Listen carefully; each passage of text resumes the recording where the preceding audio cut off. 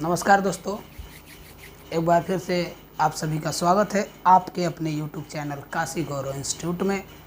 और पिछले कुछ दिनों से एक ट्रेंड चल रहा है, हमने एक मुहिम छेड़ रखी है अपनी अंधी और बहरी सरकार को अपनी आवाज़ सुनाने के लिए, क्योंकि जो सरकार की नीतियां है युवाओं के लिए वह इतना घटिया हो चुका है जिसकी चर्चा बिल्कुल करने में भी हमें शर्म आती है।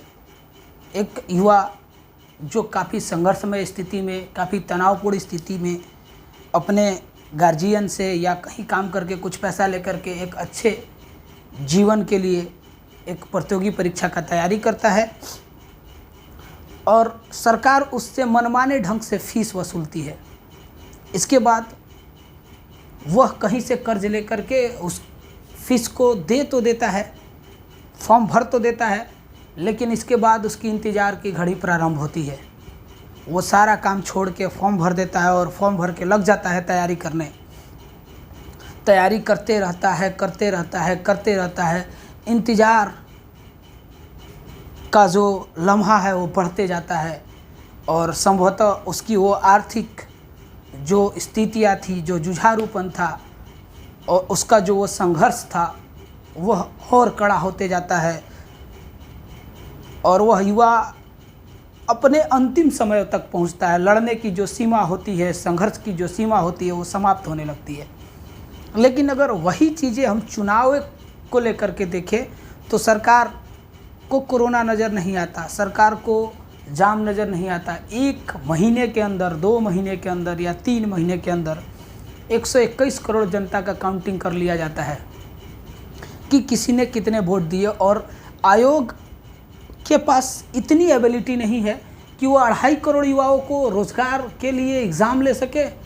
अरे एक दिन में अगर 30,000 युवाओं का रोज़गार लिया जाएगा तो भी एक शिफ्ट में अगर मान ले 30,000 युवाओं का रोज़गार अगर एग्ज़ाम लिया जाए तो भी प्रतिदिन अगर हम एग्ज़ाम रखते हैं तो 90,000 युवा एग्ज़ाम दे सकते हैं। 1 महीने के अंदर पूरी की पूरी टेंडरिंग ले ली जाए तो 1 महीने के अंदर 30 लाख युवा रोज़गार जो है युवा एग्ज़ाम दे सकते हैं। सिर्फ औसतन मैं कह रहा हूँ।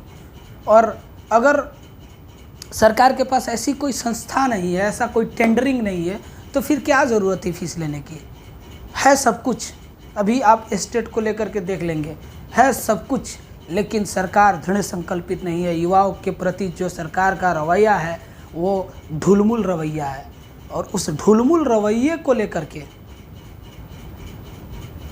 सरकार के प्रति हमारा जो आक्रोश है वो संभवतः अब और तेज कर देनी चाहिए।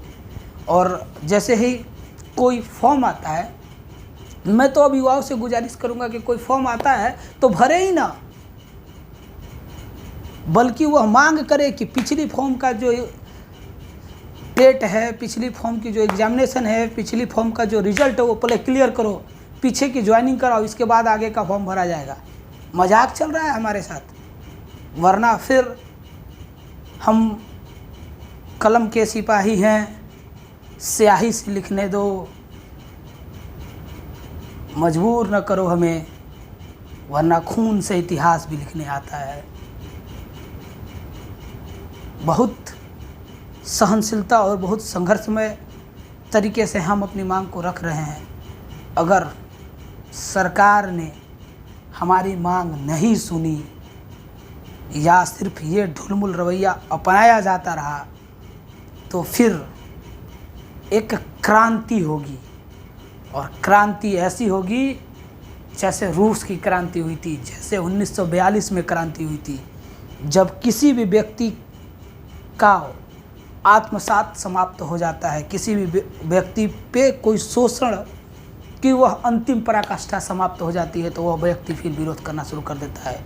और भारत के इतिहास गवाह रही है कि एक क्षमता तक हर व्यक्ति ने शोषण सहा है, लेकिन जैसे ही उसकी वो सीमा समाप्त होती है वह शोषण का काफ़ी ताकत से विरोध करता है।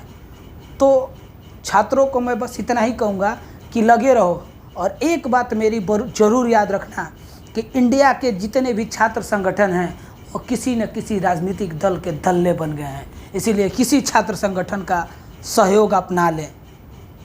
आप देख लेंगे, एबीवीपी को देखेंगे, आयशा को देखेंगे, इसके बाद एनएसयूआई को देखेंगे, ये सभी किसी राजनीतिक पार्टी से जुड़े हुए हैं और इनमें से किसी ने कभी भी किसी छात्र के जीवन के लिए नहीं सोचा। तो भारतीय इतिहास को अगर बदलनी है तो एक स्वतंत्र छात्र इकाई का गठन आप कर सकते हैं जो किसी राजनीतिक पार्टी से जुड़ा ना हो। एक छोटे चंदा प्रकोष्ठ को बनाइए, तब जाकर के छात्र यूनियन को ताकतवर बनाइए। और शिक्षकों का ये जो जुनून है अभी यूट्यूब पर देखने को मिला, अगर ये पहले आया होता तो शायद सरकार हिल गई होती।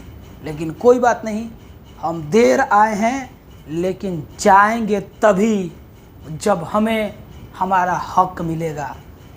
अभी सिर्फ हम मांग कर रहे हैं। अगर हमारी मांगों को नहीं सुना गया तो वह भगत सिंह की असेंबली बम कांड तो याद आती ही होगी लोगों को। भगत सिंह ने कहा था कि गूंगी, अंधी और बहरी सरकार तक अपनी आवाज़ पहुंचाने के लिए यह धमाका जरूरी था। तो ज़रूरत पड़ी तो अब छात्र संगठन राजनीतिक पराकाष्ठा से हटके वैसी धमाका ज़रूर करेंगे हम लोग। और किसी भी राजनेता को वोट देने से पहले अगर वो आपके क्षेत्र में आता है तो उससे पहले 4 जूता मारिए, क्योंकि उसकी वादे पूरे नहीं किए हैं। धन्यवाद मित्रों, जय हिंद। और आप ज़रूर, उम्मीद है कि आप इसे और शेयर करेंगे, आगे तक बढ़ाएंगे। जय हिंद।